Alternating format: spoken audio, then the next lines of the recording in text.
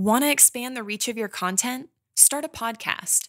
Feature industry experts on your show and leverage the influence and reach of your guests to grow your brand. Learn more at sweetfishmedia.com. You're listening to the B2B Growth Show, a podcast dedicated to helping B2B executives achieve explosive growth. Whether you're looking for techniques and strategies or tools and resources, you've come to the right place. I'm James Carberry. And I'm Jonathan Green. Let's get into the show.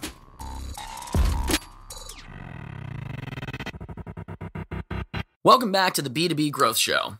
Today we are joined by Brandon Bruce. Brandon is the CEO and co-founder at Cirrus Insight. He's also a returning guest to the B2B Growth Show, so we're thrilled to have him here today. Brandon, welcome back to the show.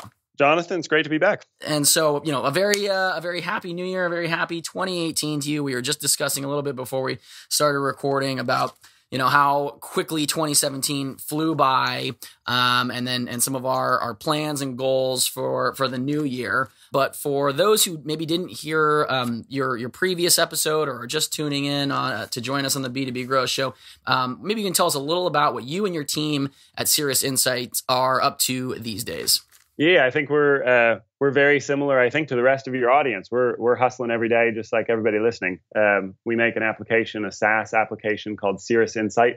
It's a plugin for Gmail and Outlook that connects with Salesforce.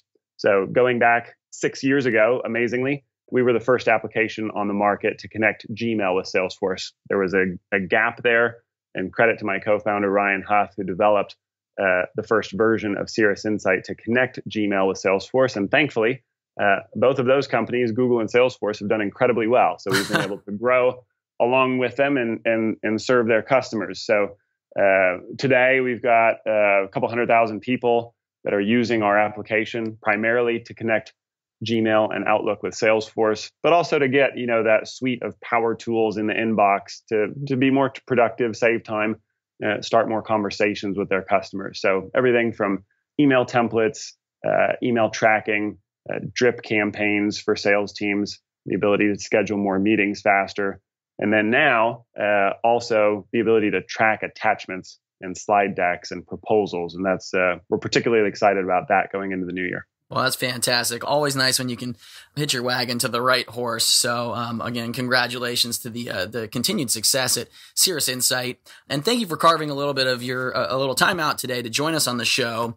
I think you had just mentioned proposals, and that's actually what we're going to be talking about today on the show. We're going to be talking about sort of the what, when, who, how of proposals. It's something that everyone has to do, kind of knows about. We've never talked about this on the B2B Growth Show. So I think it's going to be kind of a fascinating and unique topic. And so Brandon, where are we starting today? If we're talking about proposals, where do you want to start talking? I guess as Yogi Berra said, we might as well start at the beginning, which for me was last summer. And so we as a company started a trial of an application online called attach.io. And we thought, well, this could be a useful platform for sending out proposals, slide decks, contracts, other sales and marketing collateral to our prospects and customers. So basically how it worked is we took our sales and marketing collateral, we uploaded those PDFs and PowerPoints and Word docs and Google Docs and Google Sheets into their online platform. And then instead of taking those individual PDFs and PowerPoints, et cetera, and loading them as normal attachments onto an email, instead you just grab a link and put the link in the email. And that way, when we would send it out, when our customers would click the link, we would get an alert that said, hey, this customer has opened this proposal. And we were really enthusiastic about the fact that it was real time. So once we got that alert, we could actually log in to our dashboard, our console on attach.io, and we could watch the customer viewing the proposal in real time. So we could say, okay, they just flipped to page number 2. And now they're moving to page 3. They're spending a lot of time on that one because there's a diagram or something like that. Okay. And then let's say if it was a 10-page document, did they make it to the end? Did they abandon the document early, in which case we knew we needed to improve it? Or when they finished, did they come back to it the next day? Or maybe the next day after that, in which case we knew, okay, they're really revisiting this. They're really in the tank thinking about doing business with us, and we could follow up appropriately by email or calling them or scheduling a meeting. And we could also then tell if they were sharing it to other people in their company, because they might take that same link and forward the email to some of their colleagues. And then when each member of their team went to go view the document, they would need to say, yeah, I want to view this document. My name's Brandon. Here's my email address. And we would get an alert to say, hey, another person on their team is viewing the document. So we really enjoyed seeing that, A, the attachment had in fact been received, which with a normal email attachment, you just don't know, right? You send it out in the wind. Did they notice there was an attachment on the email?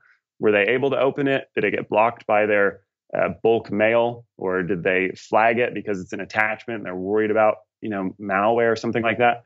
So we know that it got there. We know they opened it, and then we can actually see how they're engaging with it. And we were excited about that because I feel like we spend a lot of time focusing on, lead generation, prospecting. Our application, Cirrus Insight, really focuses on, how do you get those first meetings? How do you start those conversations? How do you follow up appropriately? But then when it got to the proposing time, we were still sending out regular old attachments. And with attach.io, we really liked it. We thought, well, this is a better way. So fast forward to mid-November during Dreamforce, we completed our acquisition of Attach. And so now we own that platform, and we're onboarding a lot more of our customers onto it. And we're starting to combine that functionality into the core Cirrus Insight platform. So long story short, we've been thinking a lot over the last 6 months about proposals, right? Yeah. What are we doing with all these documents that we have that we've created over the last several years? How do we make them better? How do we create new ones? And how does our team use it? How do we keep our whole sales team on the same page so that one person's not sending out, the marketing deck from 2 years ago and someone else is sending out a proposal they hand wrote, and so forth? How do we keep everybody on the same page? Yeah. Well, and it's fascinating that you were able to sort of, like you said, collect this information kind of in real time and get some tremendous insight into the world of, once we've sent out a proposal, what happens to it? Who's checking it out? What was most valuable? Where can we tinker and improve the process? I mean, it's almost kind of, you maybe get into this mentality of, well, I've sent whatever proposal we have, it's out of my hands, or it's a done deal, or whatever the mentality is, but there is still some fine tuning to be done. So we're going to be talking about that today, about the information that you were able to collect and sort of how it's informed, the best way to approach a new proposal. Let's start here with point number one. What have you found is valuable to include, and what maybe can you leave out? Yeah, it's a great question. I think all of us grapple with, hey, do I put this big case study in there? Should it be this long? Should it be this short? Like, what exactly should go in to the types of documents that I'm sending out to my prospects and my customers? I think the answer, first off, is send them what they ask for. So if someone says, hey, I'd like to see a couple case studies of some people in my industry of about my size, hopefully you have that, or you can make something like that, or give them as close to that as they're asking for. I certainly wouldn't hold anything back. I think what the research out there that we've reviewed is showing is that certainly examples of other people having success are the most popular to send and to receive. Customers like viewing those. I would say my personal wrinkle on that is that it seems like frequently it's presented the same way every time. Some really big, well-known company had tremendous, overwhelming success with our product. And so I've started to kind of glaze over a lot of those when they're sent to me from other vendors, because I'm like, well, yeah, but I'm not Apple.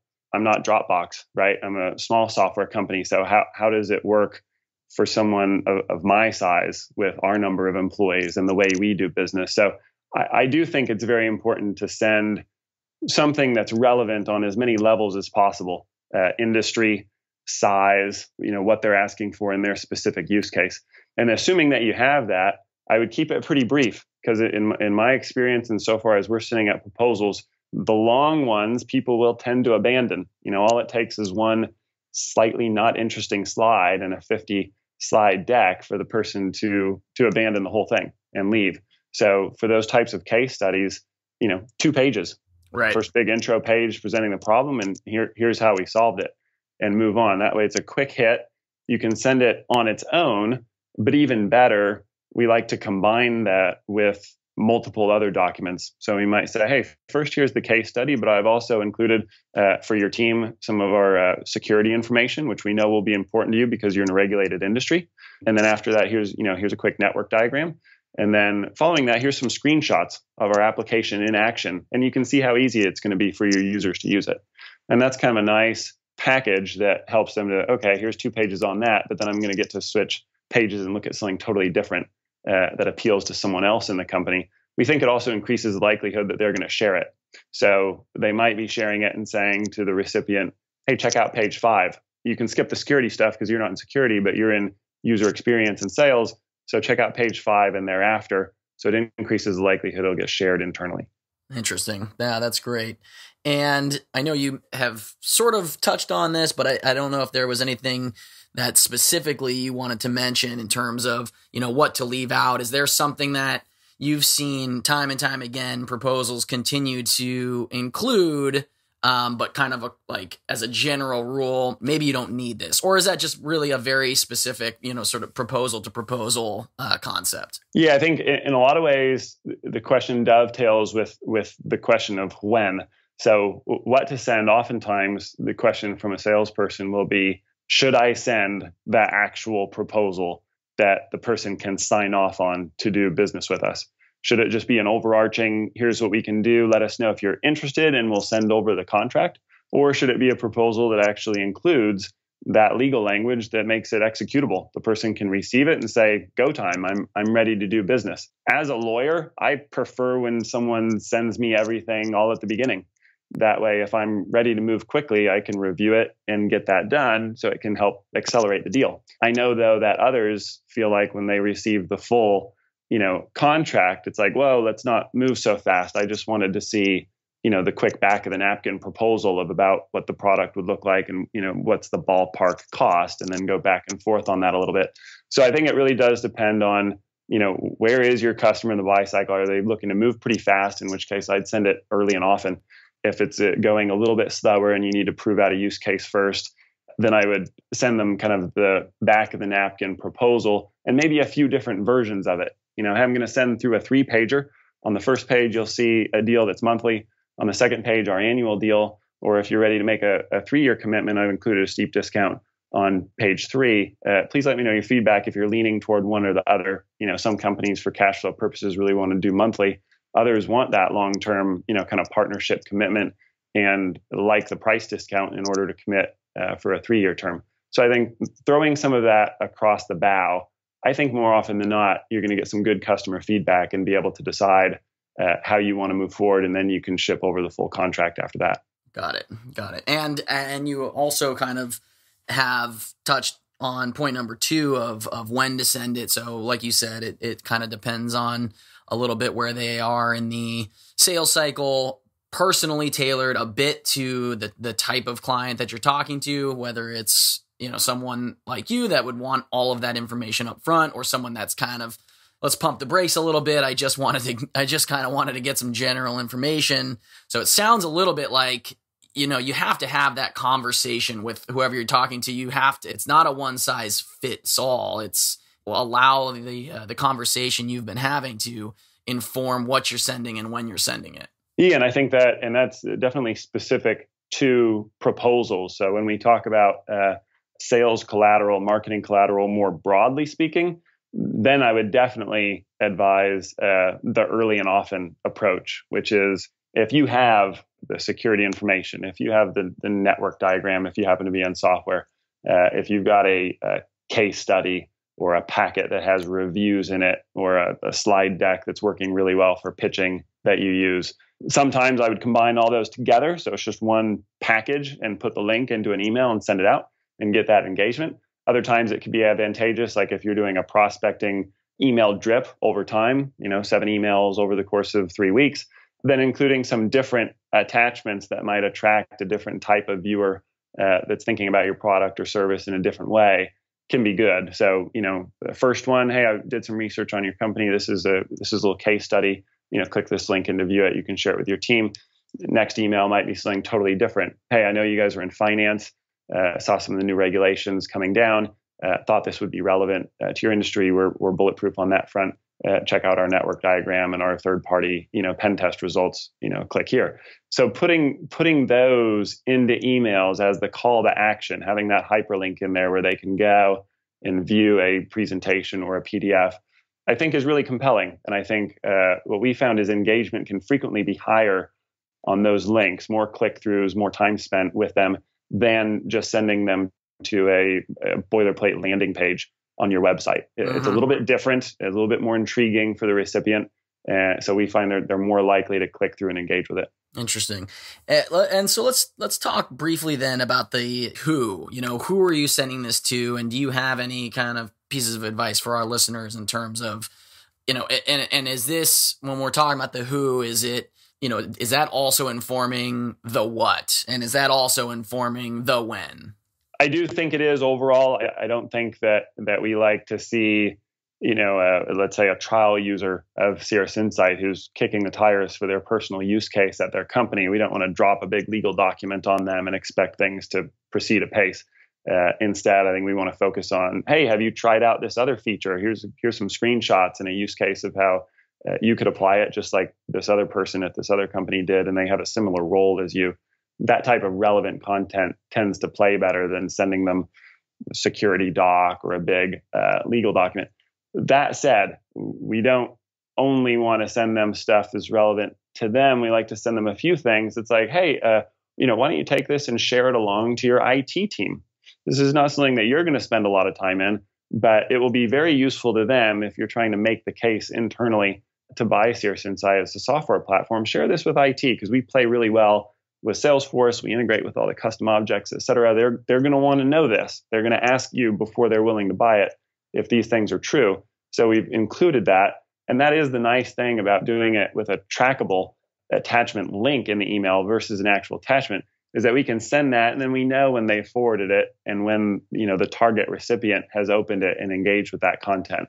Versus if we just send the attachment as a PDF, we're pretty much flying blind, right? Did they send it? Did they not? Are they ever going to write back and say, I did what you requested that I do. I sent it to my IT team. I mean, that's pretty unusual. So it gives us kind of that background metrics and analytics to kind of see what the heck is going on internally at the customer site that we can then piggyback on and send relevant follow-up. Yeah, absolutely. Well, and of course, speaking of the follow-up, I mean, we were definitely going to touch on a little bit, any follow-up strategies or tips, tricks, best practices that you kind of, you know of and would maybe want to share with our listeners today. I mean, one interesting follow-up is to acknowledge that all of us make mistakes. All of us have accidentally used a template and sent the wrong contract to the wrong customer, or sent a proposal when we were supposed to send a contract, or sent one case study and kind of wished we had sent the other one, but it's pretty awkward to reply to the same email thread and say, disregard the first attachment, here's the second attachment. And none of us like doing the, hey, I've revised the contract for the 30th time, so please see attachment named, V30. One of the nice things about using a platform like an attach is that it's forgivable, right? I can send you, Jonathan, a proposal and then realize, shoot, I just sent him the proposal for Bobby Buyer. That's not who I wanted to send it to. This was a mistake. I can go into attach and simply remove that document. And that way you click the link and it just says, oh, we're sorry, the document's no longer available. Or even better, I can take the document and simply replace it for the proposal that was intended for you. So I didn't have to recall an email. I didn't have to try to go in and, quickly undo send or something, which, beyond a couple of minutes, not going to work anyway. So it's forgivable when you make a mistake. You can basically recall a document and you can also update a document. That can be also a decent way to follow up, which is, when you get feedback from the prospect saying, that was kind of interesting. I'm not really sure if this is for me though. Or, yeah, well, the case study was okay, but they're in a totally different industry. Okay, I've actually just updated the deck. Go ahead and click on the same link again. I've made some changes. Check it out now. I've added some new slides. I've added some extra documents on the back versus uploading those documents as new links that then they have to reshare. You put them on the same file. That way, everyone they've already shared it to internally has access to all the same information. So it keeps the seller, us, and the buyer who they're targeting all on the same page. Everybody's always looking at the same set of documents versus, oh, this person recently left the company and they took everything you sent with them. And now we got to restart the whole process again. If it lives in a link, it's remained accessible to everybody, which can be really beneficial because all of us know people change jobs pretty fast and all the time now. So the link is useful in that respect. Yeah, sounds incredibly useful. Well, Brandon, I think that, again, this has been a very unique, insightful topic. We're so thrilled to have you back on the show. If any of our listeners are interested in connecting with you, learning more about today's topic, or they want to connect with you or anyone at the Cirrus team, what's the best way for them to go about doing that? Yeah, it's always easy to email me, brandon@cirrusinsight.com. I'm also pretty active on LinkedIn. And yeah, if folks out there have great slide decks they're using, great proposals they're willing to share, we always like to feature those. So we're happy to feature them on the attach.io blog. Obviously, Attach is the product that does the attachment tracking. We also like to circulate those via our Cirrus Insight channels. So if any listeners are thinking, yeah, I do that, or I've got a good example of what worked or what didn't work, we'd love to highlight those and call them out. Fantastic. Well, Brandon, thank you again so much for taking some time to join us here on the show. It's always a pleasure having you, and a very happy new year to you and the Cirrus Insight team. Likewise, Jonathan. Thanks a bunch. There are lots of ways to build a community, and we've chosen to build the B2B growth community through this podcast. But because of the way podcasts work, it's really hard to engage with our listeners. And without engagement, it's tough to build a great community. So here's what we've decided to do. We're organizing small dinners across the country with our listeners and guests. No sales pitches, no agenda, just great conversations with like-minded people. We'll talk business, we'll talk family, we'll talk goals and dreams. We'll build friendships. So if you'd like to be a part of a B2B growth dinner in a city near you, go to b2bgrowthdinners.com. That's b2bgrowthdinners.com. Thank you so much for listening. Until next time.